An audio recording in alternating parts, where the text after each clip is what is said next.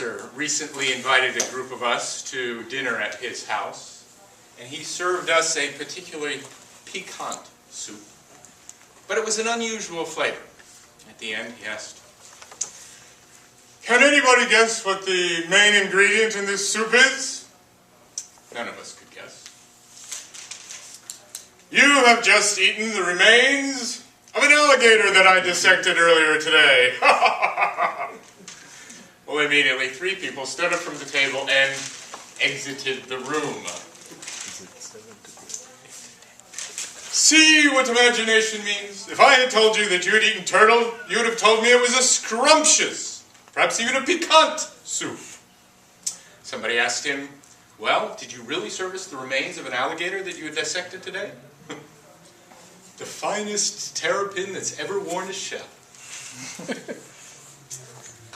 My fellow Toastmasters and guests, there's a good lesson from a good bowl of soup. That as the mental images that we have can turn an experience from something that we easily and delightfully digest to something that makes us leave the room. But now, what lessons can we have from a good meal? Well, I remember once I was at a dinner where a guest of honor was scheduled to speak afterwards, and they were serving coffee. It was really quite a superb dinner. And I overheard the host lean to the guest of honor and whisper, "Shall we let the people continue enjoying themselves? Or had we better have your speech?" Do you ever find yourself thinking that way about your speech? Well, tonight you're going to walk away with 3 lessons from a good meal, 3 lessons from a good meal that can help you make your speeches piquant. The first lesson is probably an obvious one. Is that you can't have a good meal without good food. The best chef in the world, with the most well-equipped kitchen in the fanciest restaurant and the greatest recipe, can't make a good meal from lousy food. You can't have a good meal without good food. And as in cooking, so in life, you can't have a good speech without good planning, without good material, without good ingredients, and something else. Some years ago, I was invited to audition for the Shakespeare Theater. Prestigious theater, it was a great opportunity, and I had been asked to prepare 2 monologues. And I prepared 2 monologues, but I really only prepared 1. And the second one I didn't really work on that much. It came the time of the audition, and there were all the other actors there. And they'd go up, do their monologue, and they were dismissed. No interest. And I got a chance to go up, did my first monologue. And the casting director obviously really liked it. And he asked me about it, and I was feeling really good about it. And then he asked me for my second monologue. And it wasn't very good. And I knew it, and he knew it, and I didn't get cast. And I'll tell you, there are few things as painful in life as knowing you missed a golden opportunity because you didn't do your homework and you hadn't prepared. Good food is not enough. It's good preparation. And this is NCAA basketball championship season. Indiana University is in the championship again. And in the days of yore, Indiana University was a great powerhouse, and they had a coach by the name of Bobby Knight. And after they had just won the championship, an interviewer asked Bobby Knight, "What is the secret to your team's success? Is it their will to win? Their will to succeed?" And Coach Knight replied, "Well, certainly their will to win is important. But the most important thing is their will to prepare. To prepare every day to build the skills that will enable them to succeed. The will to prepare." And that brings up the second lesson. As much as good food is needed for a good meal, good food is not enough. A good meal doesn't happen by accident. Somebody makes it happen. A good deed doesn't happen by accident. Somebody makes it happen. A good speech doesn't happen by accident. You make it happen. We can take a lesson from the classical composers. The composers, do you think the composers waited for inspiration to strike before they wrote something? No, of course not. They started working and the inspiration came. Whether it's Bach, Brahms, Mozart, Beethoven, all the great classical composers, they had a system of setting themselves before the creative work and working almost as regularly as an accountant would set himself before the taxes on tax day.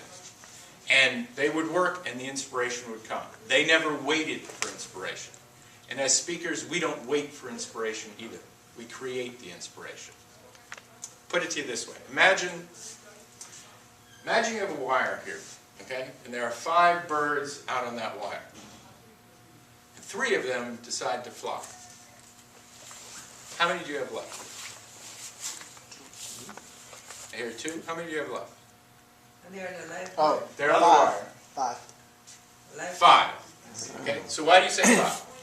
They decided, but they made no action. There you go, okay? Because deciding to fly is not the same thing as flying, okay?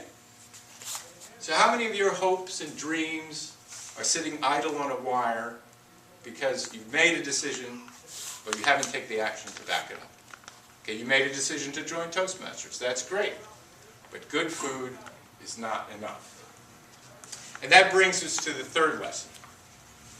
Which imagine you're at a table and someone offers you a magnificent plate of beautiful food. The piquant aroma tempts you. The beautiful colors are an invitation to the meal. The people around you are enjoying their food, but you decide, sit on your hands, keep your mouth shut, not going to eat a thing, and you go away hungry, complaining you didn't have enough to eat. That's right. Nobody can eat your food for you. Nobody can eat your food for you. Maybe you've heard the story about the woman who was down on her luck, threatened to lose her business. One night, in despair, she got down on her knees. Dear Lord, I'm about to lose my business. Could you please, please let me win the lottery tomorrow? Tomorrow came, no win. She lost her business. In despair, another night, Lord, I am your humble and faithful servant. I've lost my business. They're threatening to repossess my house. Please let me win the lottery tomorrow. Tomorrow came, no win. In further despair, another night, Lord, I am your good and humble and faithful servant. I have not asked for much. I have lost my business. I have lost my house. The children are starving. Please let me win the lottery tomorrow. At that moment, the skies opened up. A loud voice came down. Lady, help me out here. Buy a ticket. You gotta buy a ticket. Nobody will eat your food for you. I mean, it might sound like a mixed metaphor, but it's 2 sides of the same thing. It's easy to wish for something. It's easy to hope for something. But you gotta take that action. You gotta buy your ticket. You gotta eat that food. My grandfather used to tell a story about 4 people named anybody, everybody, nobody, somebody. There's important work to be done, and everybody agreed that somebody should do it. And anybody could do it, but nobody did it. And somebody got mad about it because everybody's responsibility was involved. Everybody knew that anybody could have done it, but nobody did it. Then somebody got mad, and everybody ended up getting mad at somebody because nobody did what anybody could have done. Well, my fellow Toastmasters, don't get caught in that anybody, somebody, everybody, nobody trap. Make it you. Make it your responsibility. Toastmasters is good food. It's a good step becoming a dynamic leader, powerful communicator that can bring positive change into the world. But good food is not enough. You gotta buy your ticket. So be that somebody that makes something happen. Be that spark.